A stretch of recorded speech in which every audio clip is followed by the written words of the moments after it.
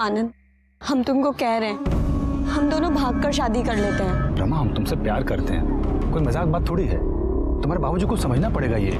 मेरे घर वाले सच में कभी नहीं मानेंगे। हम समझाएंगे तुम्हारे पापा को, देखना वो मान जाएंगे। तुम बिल्कुल टेंशन मत लो। अंकल मेरी बात सुनिए, देखिए पापा प्लीज मत मारो आनंद को। हमारी बात सुनिए, हमारी बात। रमा, रमा प्लीज पापा, प्लीज पापा, मैं और आनंद बहुत प्यार करते हैं एक दूसरे से। प्यार का भूत हम उतारेंगे, तू घर चल पहले। छोड़िए पापा हमें। चल पूरा खुमारी उतार देगा तुम्हारा। वो मिश्रा हमारे चूते का औकात करेगी है, उसके बेटे ने ब्याह करेगी, अपना मर्जी चलेगी, जान मार देगी तुम्हारी। अरे क्या कर रहे हैं आप? अरे ये जो की तो की, आप भी कोनो अच्छा नहीं कर रहे हैं, आप भी तो गलती कर रहे हैं ना। अरे जवान बिटिया को बड़े बाजार में बेइज्जत करते हुए खींचते हुए घर से ला रहे हैं। अरे गलती हो गई कि घसीट कर लेकर आए, मार कर लाना चाहिए था, अक्ल ठिकाने आती है। काबे, हमारा लौंडा होके पिट के आया, शर्म नहीं आया तुमको? हैं?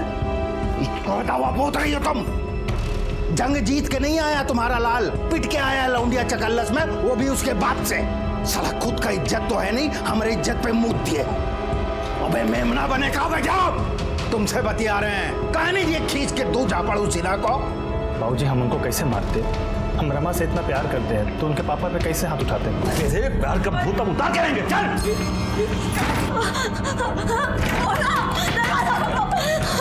क्या कर रहे हैं आप? खबरदार, जो दरवाजा खोला तो अब ये दरवाजा तब खोलेगा जब इसका ब्याह होगा। बराबरी का लड़का देखकर 2-4 दिन में इस मुसीबत को यहाँ से चलता कर देंगे। आनंद ऐसा कुछ नहीं होने देगा। आनंद हमको बहुत चाहता है। आनंद हमारा ब्याह किसी और से होने नहीं देगा। देख लीजिएगा आप। देखा?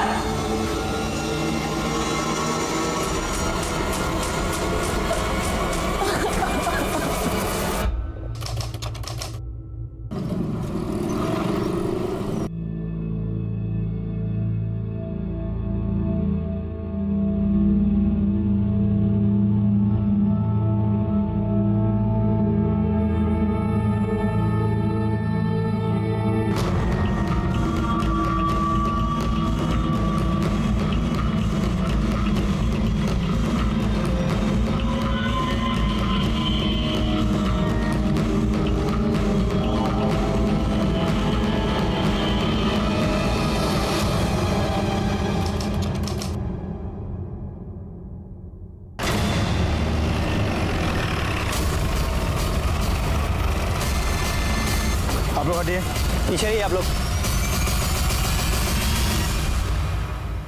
जाओ आसपास चेक करो, कुछ मिलता है क्या? सर। ये बॉडी सबसे पहले किसने देखा था? हमने सर, सुबह को यहाँ से हम जा रहे थे तो देखे लड़की का लाश पड़ा हुआ है। कहाँ रहते हो? यही बगल के गांव में। सर देख के तो लगता है लड़की 20 या 25 साल की होगी। पीठ पे और सर पे चोट के निशान भी है। सर आसपास ऐसा कुछ भी नहीं मिला जिससे इसकी पहचान हो सके, ना पर्स और ना ही कोई मोबाइल। मतलब कातिल यही चाहता था। अरे जी तो पलटो।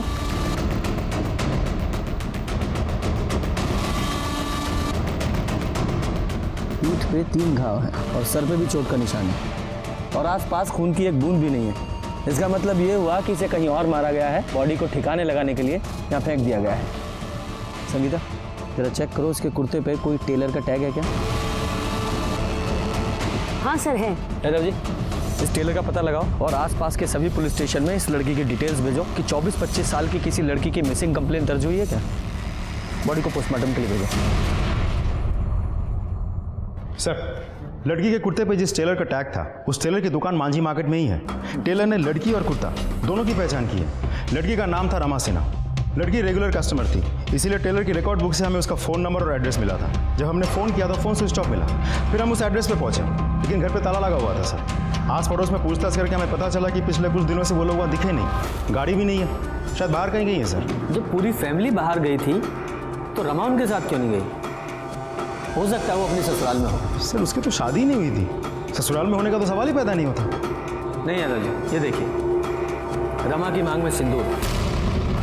लेकिन सर आस पड़ोस में पूछताछ करके हमें पता चला था कि शादी हुई नहीं थी। यादव जी शादी तो हुई थी, लेकिन शायद लोगों को नहीं पता था कि वो शादीशुदा है।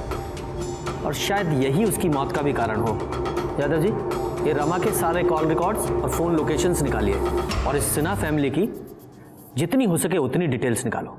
हम तो रमा को बहुत सीधी सादी मानते थे। अरे सीधी सादी स्कूल टीचर थी, पर ये सुना था कि कोई आनंद मिश्रा के साथ उसका चक्कर भी चल रहा है। और थोड़े दिनों पहले ये भी सुना था कि दोनों परिवारों में घमासान हुआ था। सुना था लाठी तलवार भी भाजी गई थी, वो भी बीच बाजार में। सर, हमको रमा की पर्सनल लाइफ से क्या लेना देना। हम तो इतना बोल सकते हैं कि वो बहुत ही अच्छी और मेहनती टीचर है, ना किसी से दोस्ती ना किसी से बैर, बस अपने काम से काम रखने वाली।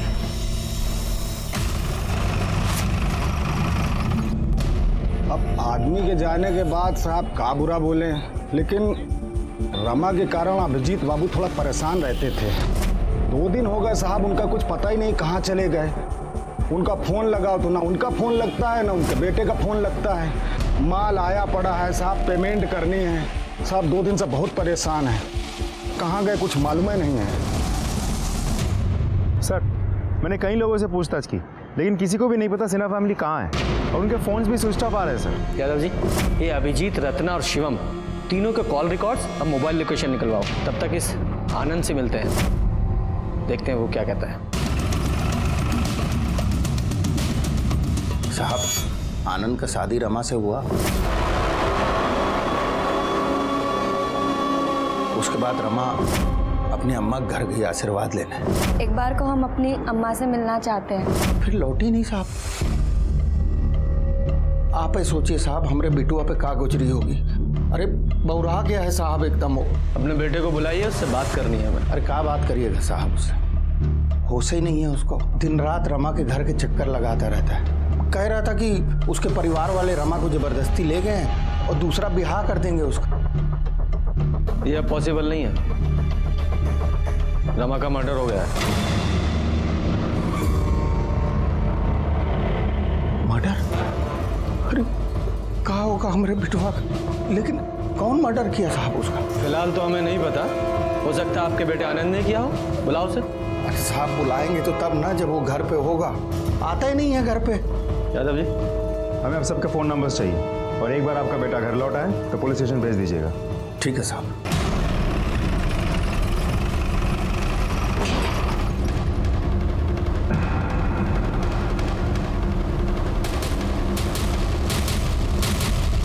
सर, लगता है फैमिली अभी तक लौटी नहीं है। ऐसा ही लगता है। यादव जी, ताला तोड़ो। फॉरेंसिक टीम को बुलाइए। सर, अब समझ में आया कि ये घर फैमिली के बाहर जाने की वजह से नहीं, बल्कि इस क्राइम की वजह से बंद था। पूरे घर की अच्छी तरह से तलाशी लो।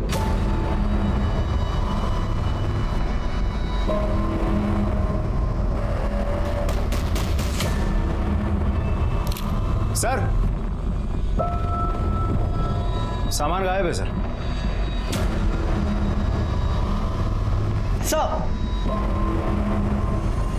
खाली पड़ा था, यहाँ भी कुछ नहीं है। लगता बहुत जल्दबाजी में भागे हैं। यादव जी, अगर ये ब्लड रमा के ब्लड ग्रुप से मैच होता है तो शायद बहुत कुछ क्लियर हो सकता है। और सर, इनकी गाड़ी भी तो नहीं है, कहीं ऐसे तो नहीं कि सबके सब अपनी ही गाड़ी लेके भागे हो सकता है। गाड़ी का नंबर मिला है ना सब, उसकी डिटेल सर्कुलेट कराओ। ये लोग भागने नहीं चाहिए, और इनकी कॉल रिकॉर्ड्स और मोबाइल लोकेशन भी निकलवाओ। सब।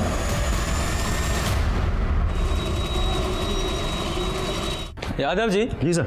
ये सिन्हा फैमिली की कार का कुछ पता चला? नहीं सर, हमने सारे टोल नाका और चेक नाका पर उस गाड़ी की डिटेल्स भेज दी है, लेकिन हमें नहीं लगता सिन्हा फैमिली ने स्टेट बॉर्डर क्रॉस किया हुआ। अगर किया होता तो हम तक इन्फॉर्मेशन पहुंच जाती सर। कहीं ऐसा तो नहीं कि सिन्हा फैमिली कहीं छुप के बैठी हो, वरना कार गई कहाँ? सर, सिन्हा फैमिली के घर पे जो ब्लड मिला था उसकी फॉरेंसिक रिपोर्ट। यादव जी, सब। ये जो सिन्हा फैमिली के घर पे जो ब्लड मिला है, ये तो रमा का ही है। इसका मतलब रमा का पहले घर में खून किया गया और बाद में उसकी बॉडी को ठिकाने लगाने के लिए फेंक दिया गया। लेकिन सर, खून किया किसने? फैमिली ने। पॉसिबल है, हो सकता है ये ऑनर किलिंग का केस हो, क्योंकि सिन्हा फैमिली को ये रमा और आनंद का रिश्ता पसंद नहीं था, और जब रमा ने आनंद से शादी कर ली और घर वापस आई तो गुस्से में फैमिली ने उसे मार दिया और बाद में बॉडी को फेंक के फरार हो गया। फॉरेंसिक रिपोर्ट और सर्कमस्टांशियल एविडेंस के बाद ये कंफर्म हो गया कि ये केस ऑनर किलिंग का ही है। अभिजीत सिन्हा को ये रिश्ता पसंद नहीं था, फिर भी रमा ने भागकर शादी कर ली। अपने बाप के गुस्से को अनदेखा करके वो अपनी माँ से आशीर्वाद लेने पहुंची, लेकिन वापस नहीं लौटी। और अब हमारे लिए सबसे ज्यादा जरूरी था सिन्हा फैमिली और उनकी कार का मिलना। सर, अगर ये केस ऑनर किलिंग का होता तो माँ बाप जिंदा होने चाहिए थे, लेकिन उन दोनों का भी मर्डर हो गया। और घर के अंदर हमें रमा का ब्लड मिला, मतलब माँ बाप को कहीं और ले जाके मारा गया होगा। लेकिन समझ में नहीं आ रहा है माँ बाप को कौन मार सकता है और क्यों। देखो, किसने मारा ये तो कंफर्म नहीं बोल सकते, पर वो रमा का पति जो आनंद है उसके पास भी मोटिव है। उसका कुछ पता चला? नहीं सर, लेकिन वो जब भी घर वापस आएगा या फ़ोन स्विच ऑन करेगा हमें इन्फॉर्मेशन मिल जाएगी। और सर, ये अभिजीत सिन्हा का बेटा शिवम सिन्हा वो भी तो गायब है, तो ऐसा भी तो हो सकता है कि तीनों मर्डर्स उसी ने किया हो और गाड़ी लेके फरार हो गया हो। लेकिन मोटिव क्या हो सकता है सर? यादव जी, अगर एक बार को मान भी ले कि शिवम ने पैसे और गहनों के लिए अपने माँ बाप को मारा, तो वो उनके कपड़े लेकर क्यों जाएगा? और वैसे भी अपने परिवार का वो इकलौता वारिस है, पैसों के लिए मर्डर क्यों करेगा? सर, सिन्हा फैमिली के कॉल रिकॉर्ड्स।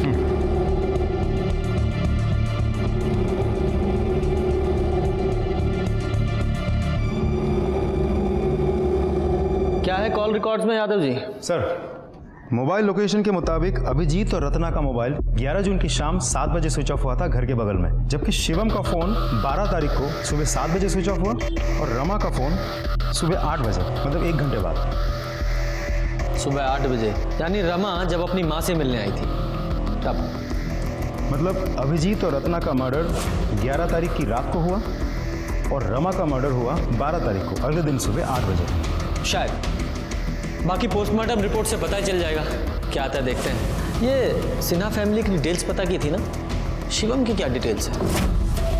कुछ खास नहीं सर, क्योंकि शिवम बहुत ही रिजर्व टाइप का आदमी है। उसके फ्रेंड्स, दोस्त यार वगैरह है नहीं कोई। दोस्त के नाम पे एक ही है, अजय कुशवाहा। अजय कुशवाहा, बुलाइए उसे। दोस्त है, कुछ तो राज पता होगा ही। सर, शिवम का कभी उसके पापा से बना ही नहीं। अंकल सोचते थे वो उनका बिजनेस देखेगा, पर शिवम का मन मुंबई जाकर सेटल होने का था। और जैसे हमने उसको बताया कि हम मुंबई जा रहे हैं, तो वो तुरंत अपना प्लानिंग बना लिया मुंबई जाने का। तो अब वो कहाँ है? मुंबई में? नहीं, मुंबई तो वो कल हमारे साथ जाने वाला था। 2 दिन से उसका फ़ोन मिला रहा है, लेकिन नंबर स्विच ऑफ बता रहा। अब पता नहीं वो जाएगा कि नहीं, कहाँ है वो, हमको तो कुछ समझ में नहीं आ रहा। अब हम तो कल मुंबई निकल जाएंगे, अब वो अपना देखे। अपना ये मुंबई का टिकट कैंसिल करा लो। मतलब जब तक शिवम नहीं मिल जाता तुम कहीं नहीं जा रहे हो, और जैसे वो तुमसे कांटेक्ट करने की कोशिश करेगा तुरंत हमें बताओगे। जी सर। ये मुंबई जाने वाले सभी रास्तों की सीसीटीवी फुटेज चेक कीजिए, हो सकता है शिवम की कार कहीं दिखे। शिवम का फोन अभी मांझी में एक्टिवेट हुआ है। जिस आदमी को हम मुंबई तक ट्रेस करने की कोशिश कर रहे हैं, वो यहाँ मांझी में बैठकर हमें बेवकूफ़ बना रहा है। यादव जी, इस शिवम की लोकेशन ट्रेस करो, और इससे पहले कि ये दोबारा हमारे हाथ से निकले, उठा कर लाइए उसे। लोकेशन तो यही दिखा रहा है। आगे? जी सर, मैं फॉलो करता हूँ। सर लोकेशन के हिसाब से तो यही जगह है। बोल लो सर, एक घर से नहीं आया।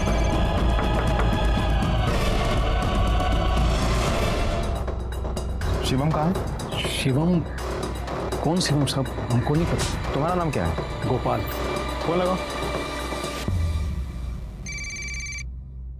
घंटी की आवाज आ रही है अंदर से। फोन तुम्हारा है? लेके आओ फोन। बात सुनिए सब। वो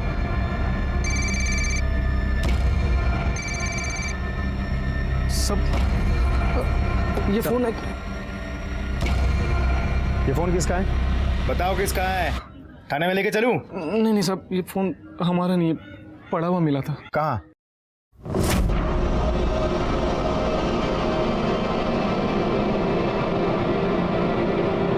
जय माता दी। बैटरी खत्म हो गई तो मोबाइल बंद पड़ गया, और हम भी चार्ज नहीं किए। फिर सब जब 2-3 दिन हो गए तो हम मोबाइल चार्ज किए, आज ही ऑन किया था साहब। कि आप सब माफ़ी दे दो साहब, गलती हो गई। ठीक है। ये फ़ोन कहाँ मिला था तुम्हें? वो बजाज रोड नंबर 3 पे सर। Bajaj road number 3? ये अभिजीत सिन्हा का घर वही है ना जी सर।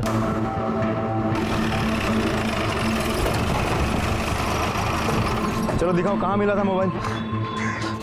यहाँ पे था साहब, वो एक गाड़ी खड़ा हुआ था उसके नीचे टायर के पास। स्टिकर उसी गाड़ी पे लगा हुआ था? नहीं साहब, यहाँ पे 2 गाड़ी खड़ा हुआ था, एक यहाँ और एक वहाँ पे, वो सलेटी कलर का। सब माता रानी का फोटो देख के हम सोचे थे कि मोबाइल नहीं लेते, अभी लालच आ गया साहब। साहब हम सच कह रहे हैं, इसके सिवा हमें कुछ नहीं पता है साहब, माफ़ी दे दो हमको। सर ये दूसरी गाड़ी किसकी हो सकती है? कहीं ऐसा तो नहीं कि शिवम के साथ इन मर्डर्स में कोई और भी इन्वॉल्व है और दूसरी गाड़ी उसी की थी? हाँ हो सकता है, क्योंकि गोपाल को जब शिवम का फ़ोन मिला था तो वो ऑन था। इसका मतलब शिवम ने खुद वो फ़ोन ऑफ नहीं किया था, गलती से उससे कहीं गिर गया था। यादव जी इस शिवम का जल्दी से जल्दी पता लगाना होगा।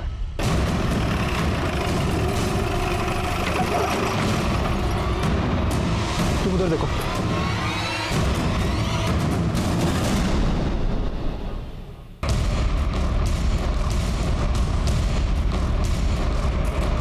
लाश को बाहर निकालो। हेलो,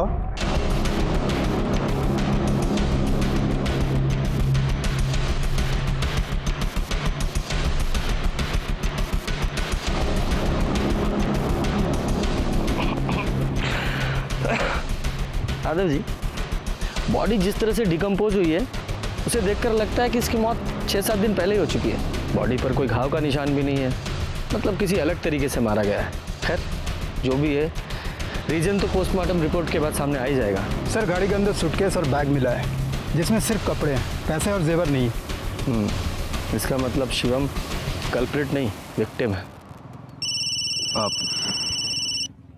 सी मिस सर यहाँ एक लोकल गुंडा है राजा सिंह, जिसके सर पर नेताजी का हाथ है।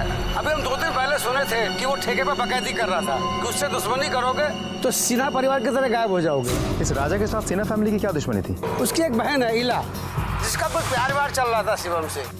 ठीक है सर, लगता है सिन्हा फैमिली का मर्डर मिल गया। इस बार तो गठबंधन पार्टी लेकर रहेगी। राजा कहाँ है? पता नहीं साहब। सर्च करो।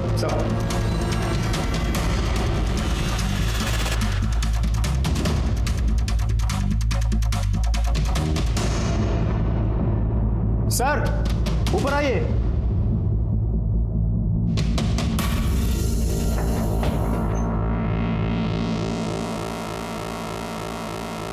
कौन है आप? समीला। राजा की बहन। तो बताइए राजा कहाँ? सो मुझे नहीं मालूम। भाई को बचाने के लिए झूठ बोल रही हो? जिसने मेरी जिंदगी बर्बाद की है उसे बचाने का कोई शौक नहीं है मुझे। मतलब? वो चाहता था कि हम अपनी जिंदगी उसके तरीके से जिए। शिवम सिन्हा नाम के लड़के से प्यार करती हूँ मैं। जब ये बात उसे पता चली तो उसने हंगामा कर दिया। जब मैं प्रेग्नेंट हुई तो जबरदस्ती मेरा बच्चा गिरवा दिया। इतने से भी नहीं माना वो। और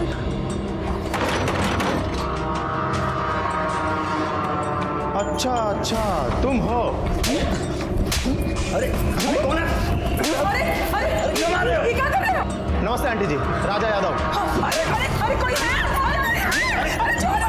अरे मेरा बेटा को छोड़ दो। जो हाथ का लौंडा होकर राजा यादव की बहन से इसक लड़ाने का कोशिश करता है? बेटा अभी तो सिर्फ कूटे जा रहे हो, अगर उससे दूर ना हुए ना तो जान से मार देंगे, समझ गए? क्या हो रहा है? कौन हो तुम और हमरे बेटे को काहे मार रहे हो? बेटा ये तुम्हारा बेटा है? हाँ। फिर तो तुमको सजा देना बनता है। हम पुलिस को बुलाएंगे। शर्म नहीं आता तुमको ऐसा नालायक बेटा पैदा करते हुए? फिर मैं शिवम से मिली। हमने मुंबई जाने का प्लान बनाया। मैं 20 तारीख को शिवम को मुंबई में मिलने वाली थी। आप प्लीज़ मेरी मदद कीजिए ना। अगर आप मुझे यहाँ से नहीं निकालेंगे तो मेरा भाई मुझे कभी यहाँ से निकलने नहीं देगा। प्लीज़ सर मुझे शिवम से मिलना है। सॉरी, आप शिवम से अब कभी नहीं मिल पाएंगे। क्यों? क्या हुआ? उसका मर्डर हो चुका है। क्या?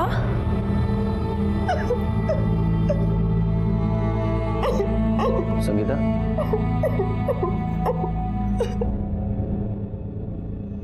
मैं आपकी हालत समझ सकता हूँ। बस एक आखिरी बात बताओ, तुम्हें लगता है तुम्हारा भाई राजा शिवम को मार सकता है?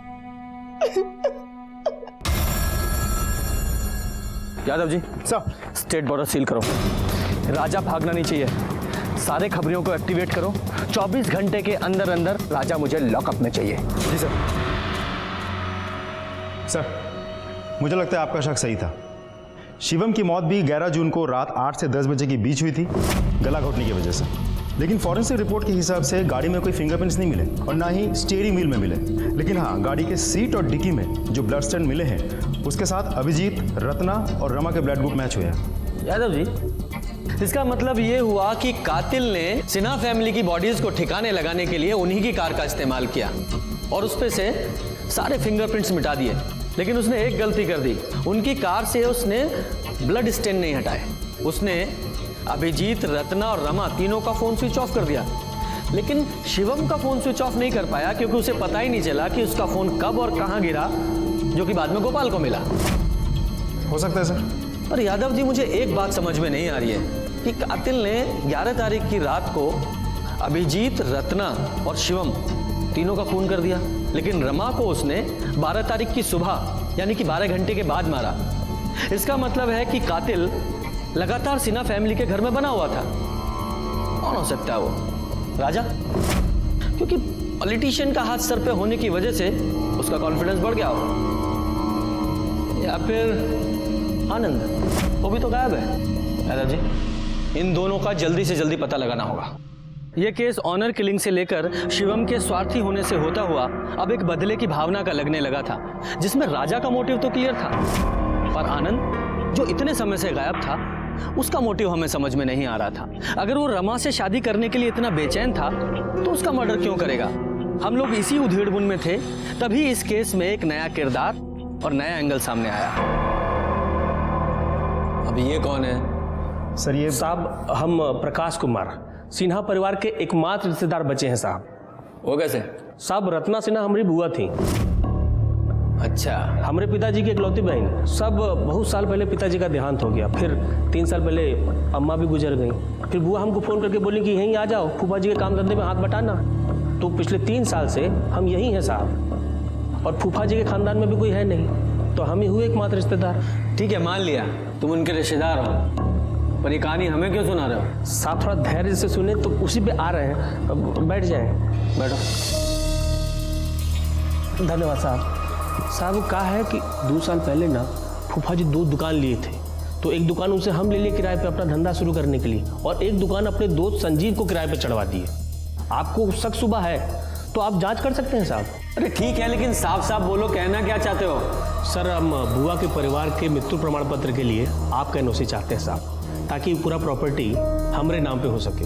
अब हम ही तो हैं अकलौते वारिस। तुम्हारे जुबानी खर्च के अलावा तुम्हारे पास कोई पुख्ता सबूत है कि तुम ही हो अकेले वारिस? क्या बात कर रहे हैं साहब, पूरा माजी गवाह है। सब जानते हैं कि हम उनके भतीजे हैं, सब देखे हमको फूफा जी के साथ। और साहब, ये बात तो उनके यहाँ जो काम करता है ना पप्पू, वो भी जानता है कि हम उनके एकमात्र रिश्तेदार हैं। काहे के रिश्तेदार साहब? आदमी गया नहीं कि उसके पीछे हजारों रिश्तेदार खड़े हो जाते हैं। साहब, गलती उनका नहीं है, गलती हमारा ही है जो हम यहाँ देर से पहुंचे हैं। मतलब? ये देखिए साहब, प्रकाश का है का नहीं हमें नहीं पता है, हमें तो ये पता है कि हम हैं असली वारिस। भगवान हमको एकदम नालायक औलाद दिया है, जिसको हमारा ये बिजनेस पसंद ना है। अब बिटिया वो साला मिश्रा के लौंडे के चक्कर पे फंस गई। भैया, सब ठीक हो जाएगा। एक बात बोले? जी भैया। तू ना हमारा बहुत वफादार है रे। तू कागज और पेन लेकर जा। अरे जा, लिख। मैं अभिजीत सिन्हा अपने पूरे होशो हवास में ये लिख रहा हूं कि मेरी सारी दुकान, मकान, सबका मालिक पप्पू है। भैया, ये हम झूठ नहीं बोल रहे हैं साहब, सेठ जी खुद ही लिखा पढ़ी करके गए हैं। इसके हिसाब से जायदाद के हम ही मालिक हुए और सेठ जी के जाने के बाद हमारे पास एक ही सहारा बचा है, उस पर भी प्रकाश नजर गड़ा के बैठा है साहब।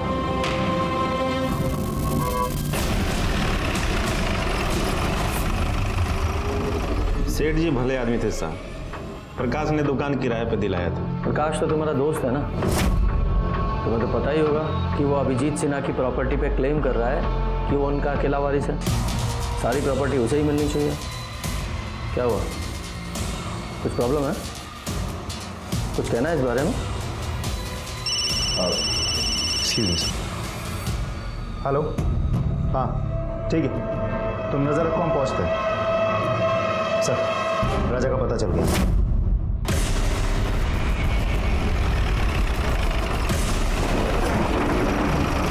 क्या हुआ साहब? राजा है? कोई नहीं साहब, है आप पे कोई गलत खबर दी है आपको। चलो चेक करो। साहब आप नहीं जा सकते। साहब आप नहीं जा सकते साहब। अरे क्या हुआ थे? क्या इतना हल्ला मचा रहे हो? साहब साहब साहब साहब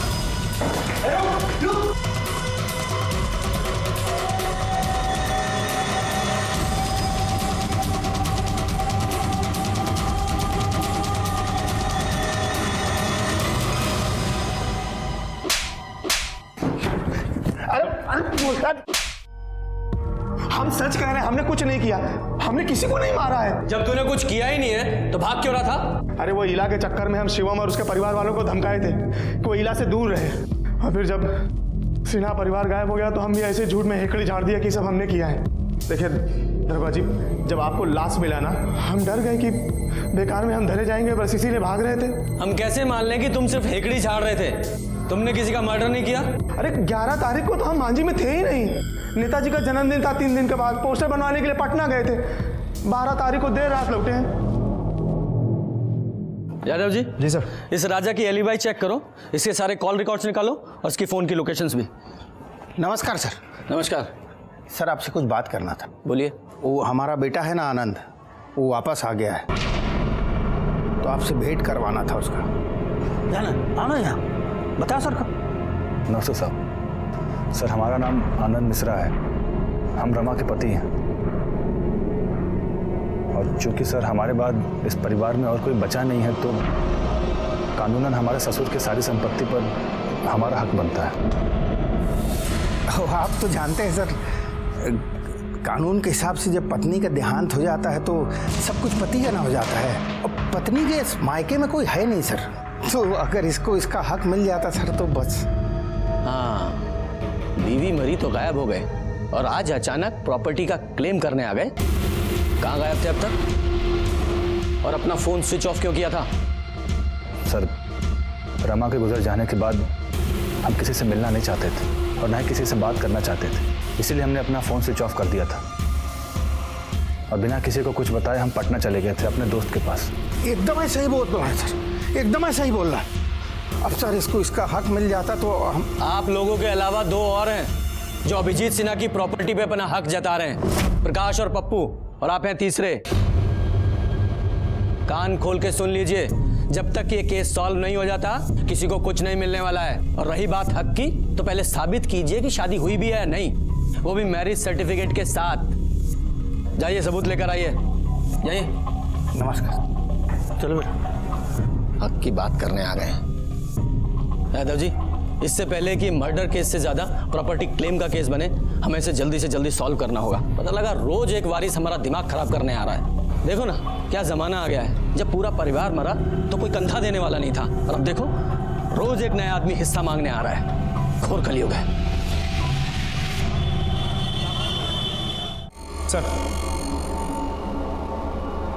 हैंडराइटिंग एक्सपर्ट के हिसाब से पप्पू के लेटर पे अभिजीत की ही साइन है। सर, कॉल लोकेशन के मुताबिक राजा 11 जून की सुबह से लेकर 12 जून रात के 11 बजे तक पटना में ही था। सर, जिस तरह के काम राजा करता है उसके लिए कोई बड़ी बात नहीं है कि हमें गुमराह करने के लिए अपने फ़ोन को किसी दूसरे लोकेशन पे छोड़ दे। यादव जी, मुझे नहीं लगता कि राजा को यह सब करने की जरूरत है। समझा नहीं सर? समझाता हूं। ये देखो, ये राजा अगर शिवम को मारता तो तभी मारता जब इसकी बहन इला प्रेग्नेंट थी। अगर मान भी ले कि राजा ने शिवम को मारा है तो इसके माँ बाप को क्यों मारेगा? और वैसे भी हमने पटना में उसकी एलिबाई चेक किए ना, 11 से 12 जून के बीच वो पटना में ही था। नहीं नहीं नहीं, ये राजा तो कातिल नहीं हो सकता।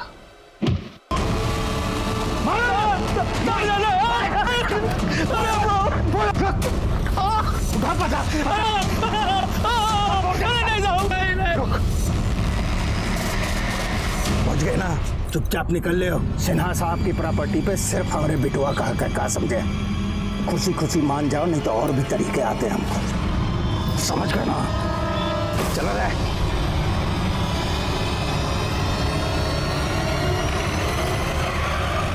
देखो अनुज, मेरा केस की वजह से वैसे ही दिमाग खराब है, ऊपर से तुम ये उल्टी बात कर रहे हो।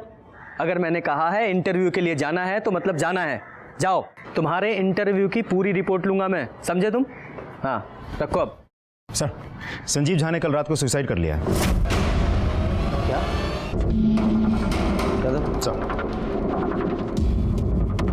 बॉडी को सबसे पहले किसने देखा? हमने देखा था साहब, हम इनके घर में दूध पहुंचाते हैं। 3 महीने का उधार था साहब, सोचा इस बार पैसा लेकर ही लौटेंगे।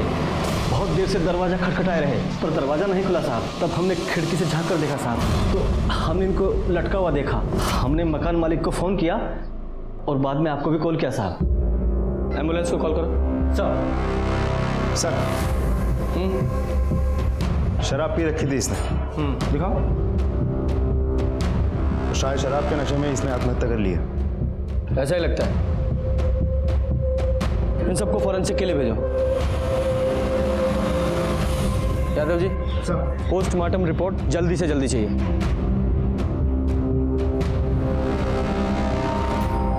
संजीव, अरे तुम क्या कर लिया संजीव?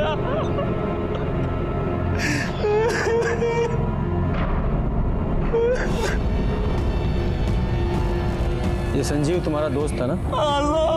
कुछ अंदाजा है उसने सुसाइड क्यों किया? काम धंधा नहीं चल रहा था साहब, बहुत दुखी रहता था। हमसे जितना बन पड़ा साहब हम किए। साहब दुखी तो था ही, दारू का लत लगा लिया। और साहब एक ही दोस्त था साहब, देखिए खुद का जान ले लिया दारू के नशे में, वो भी चला ही था। कहाँ गया संजीव? आपको क्या लगता है सर, सच में सुसाइड किया है या बात कुछ और ही है? यादव जी, इस प्रकाश कुमार और संजीव झा की पूरी डिटेल्स निकालो।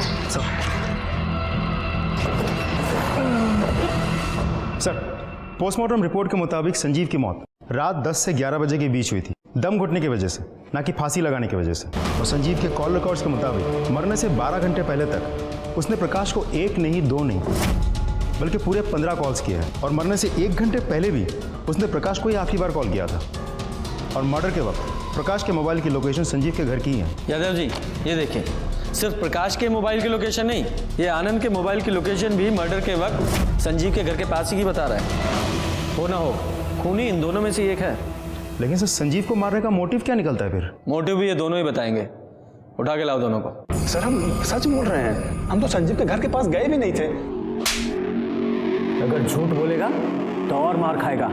मार से बचना है तो सच बोल। बोल, सच बोल। सर ये सब हम अपनी मर्जी से नहीं कर रहे थे, ये पापा हमको सिखा पढ़ा करके भेज रहे थे। उन्होंने ही कहा था कि संजीव को जाके बोले कि वो दुकान खाली कर दे। और जब सर ये बात हम बोल कर निकले तब तक वो जिंदा था। और सर उसके बाद हम पप्पू के पास चले गए कि वो प्रॉपर्टी पे क्लेम ना करे। सर अब यकीन मानिए, ये सब पापा हमसे जबरदस्ती करवा रहे थे। हमको कुछ नहीं चाहिए सर, हम तो सिर्फ रमा से प्यार करते थे और वो हमें अब कभी नहीं मिलेगी सर, हम उसे कभी देख नहीं पाएंगे। इसकी हालत देख के तो ऐसा नहीं लगता है किसी का खून कर सकता है, और रमा का तो बिल्कुल नहीं। अब देखते हैं ये प्रकाश क्या बोलता है। वैसे प्रकाश के बारे में मैंने एक चीज नोटिस की थी जो मुझे याद नहीं आ रही, क्या थी वो? सर अब अच्छे से याद कीजिए, अब तक हम प्रकाश से सिर्फ 2 ही बार मिले हैं। पहली बार जब वो पुलिस स्टेशन आया था डेथ सर्टिफिकेट के लिए हमसे एनओसी लेने, और दूसरी बार जब संजीव ने सुसाइड किया था, हम उसके घर से निकल ही रहे थे और वो वहाँ पहुँचा था। याद आया यादव जी, जब हम प्रकाश से मिलके अपनी गाड़ी की तरफ जा रहे थे तो मैंने नोटिस किया। सर गोपाल, जिसने शिवम का मोबाइल उठाया था और जिसने स्टिकर और ग्रे कलर की गाड़ी के बारे में हमें कहा था, जो मर्डर के दिन अभिजीत सिन्हा की गाड़ी के साथ पार्क की हुई थी। यादव जी, इस प्रकाश की गाड़ी को फॉरेंसिक के लिए भेजो। अब देखते हैं कौन सी कहानी सुनाता है। काहे फंसा रहे हैं साहब? हमारे दोस्त का मर्डर का इल्जाम हम पे लगा रहे हैं। काहे, आप लोग को पैसा वैसा चाहिए क्या? तुम्हें फंसाने की जरूरत नहीं है हमें। तुम्हारे खिलाफ बहुत सबूत है हमारे पास। ये रही तुम्हारे फोन कॉल्स की और तुम्हारी फोन लोकेशन की पूरी डिटेल्स। संजीव को मारने से पहले तुमने उससे फोन पे बात की थी ना, फिर अपनी दुकान से उसके घर गए थे ना, वहां आधा घंटा रुके थे और उसके बाद 8:15 बजे तुम अपने घर गए थे। बोलो, आधा घंटा क्या कर रहे थे वहां? साहब इसमें कौन सा बड़ा बात है साहब? संजीव दोस्त है हमारा, दुखी था, उसका काम धंधा बंद है, सांत्वना देने गए थे और साहब एक आधा घंटा बाद वापस भी तो आ गए थे। हाँ, कहानी अच्छी है। अब ये भी बता दो, तुम्हारे गाड़ी के पीछे जो ब्लड स्टेन मिले हैं वो किसके हैं? अरे साहब वो तो मुर्गे का खून है साहब। दोस्तों के साथ पार्टी किए थे, 20 किलो मुर्गा कटवाए थे, वही गाड़ी में लेके गए थे साहब। वो मुर्गे का खून नहीं, वो इंसानों का खून है। अभिजीत सिन्हा और रत्ना सिन्हा के ब्लड से मैच करता है वो। सच सच बोलो, वरना यादव जी को बोलेंगे तुम्हारी ऐसी रेल बनाएंगे कि झूठ बोलने लायक नहीं रहोगे। यादव जी बोल। रत्ना बुआ का प्रॉपर्टी हमको मिल रहा था साहब, तो इस संजीव दुकान छोड़ने को तैयार नहीं था। ऊपर से साहब किराया देने के लिए भी मना कर दिया था। बोलता था कि तुमको तो सब फोकट में मिल रहा है, तो काहे दुकान का रेट लगाए हुए हो। साहब दोस्तों के साथ चिरकुट जैसा बात कर रहा था, तो हमको भी गुस्सा आ गया, तो हम उसके घर पे गए और ऐसा दिखाए कि जैसे हम उसका बात मान लिए। हमको मालूम था कि तुम हमारी परेशानी जरूर समझोगे। I love you, I love you. नहीं, ये तो हमें समझ में आ गया कि तूने प्रॉपर्टी के लिए मारा, लेकिन सिन्हा फैमिली को मारा कैसे? तो बार बार बोल रहे थे कि किराया भरो, नहीं तो चलते बनो। अब साहब अपने सगे भतीजे के साथ ऐसा कोई करता है क्या? दुकान खाली करो का धमकी सुन सुन के ना उपटा गए थे एकदम। तो हम सोचे कि मार डालेंगे, तो फिर हम फूफा जी को फोन किए और कहे कि किराया देने के लिए हम घर पे आ रहे हैं। देखो, हमको 6 महीने का पूरा किराया चाहिए, कौन बहाना नहीं। चिंता मत कीजिए फूफा जी, आज के बाद आपको कोनो तकलीफ नहीं होगा। पापा क्या हुआ बाबू? सबका लाश गाड़ी में डाल के ठिकाने लगाने का प्लान बनाए थे। सबका फोन लिया, स्विच ऑफ किया, लेकिन साहब हमको शिवम का फोन नहीं मिला। तो हमें कुछ समझ में नहीं आ रहा था, तो हम घर चले गए। फिर सोचे कि अगले दिन उन्हीं की गाड़ी से उन्हीं लोगों का लाश ठिकाने लगाएंगे। अगले दिन उनके घर पहुंचे, उनका गाड़ी की चाबी ढूंढ ही रहे थे, तभी साहब। अम्मा,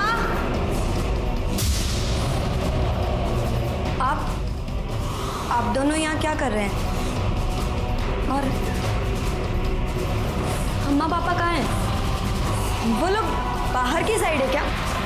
सर अब परिवार में कोई बचा नहीं था, तो हमको लगा कि सब हमको ही मिलेगा। अब प्रॉपर्टी पे हक तो तुम्हें मिलने से रहा। हाँ, जिस सजा के तुम हकदार हो वो जरूर तुम्हें मिलेगी। जैसे अच्छे कर्मों का फल देर से ही सही पर मिलता है, उसी तरह जुर्म की और पाप की सजा भी तय है। ये केस शुरू हुआ था एक लड़की के कत्ल से, जो शुरू में ऑनर किलिंग जैसा लग रहा था। शिवम का एंगल सामने आया तो प्रॉपर्टी के स्वार्थ जैसा लगा। राजा का एंगल जब सामने आया तो बदले की भावना से किया गया लगा। और जब सच्चाई सामने आई तो पता चला एक स्वार्थी रिश्तेदार ने प्रॉपर्टी के लालच में अपने ही लोगों के पूरे परिवार को खत्म कर दिया था। इस केस में 1 2 नहीं, पूरे 4 बेगुनाह लोग मारे गए थे। कुल मिलाकर ये जरूर समझ में आया कि जुर्म ने दस्तक दी थी। पहली दस्तक तब मिली जब प्रकाश ने अपने रंग बदलने शुरू किए, और दूसरी दस्तक थी संजीव की एंट्री, जब प्रकाश अपने ही जैसे एक मक्कार को ले आया। सच्चाई ये है कि बुरी संगत में कोई भी अच्छा काम नहीं हो सकता। इसलिए मेरा मानना है, जब भी बुरी संगत में पड़ो सतर्क हो जाओ, वरना ये जुर्म की दस्तक हो सकती है। इसी के साथ मैं सीनियर इंस्पेक्टर रंजीत ठाकुर आपसे विदा लेता हूँ। फिर मिलेंगे एक नए केस के साथ। तब तक सतर्क रहिए और देखते रहिए क्राइम पेट्रोल दस्तक। मकसद बताना नहीं, बचाना है। जय हिंद।